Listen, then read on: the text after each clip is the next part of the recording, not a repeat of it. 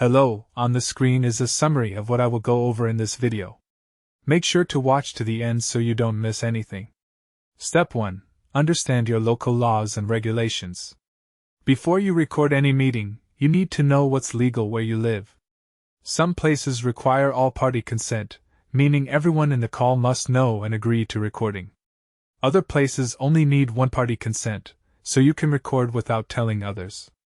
Check your state or country laws first. Step 2. Use your device's built-in screen recording features.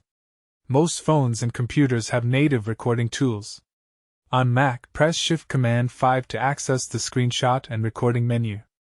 On Windows, use the gain bar by pressing Windows key G, then click the record button. These methods capture audio and video simultaneously without installing extra software. Step 3. Select third-party recording software that works discreetly. Apps like OBS Studio or Camtasia run quietly in the background while you're on your Zoom call.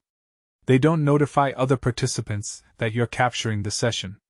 Download and install your chosen software before joining the meeting.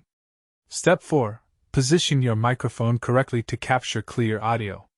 Make sure your computer or external microphone is positioned close enough to pick up all voices clearly.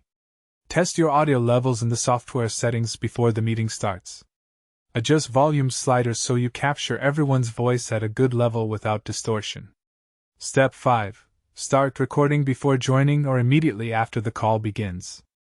Activate your recording software, then join the Zoom meeting as usual. Keep monitoring that the recording is active throughout the entire call. When the meeting ends, stop the recording and save the file to a secure location on your device.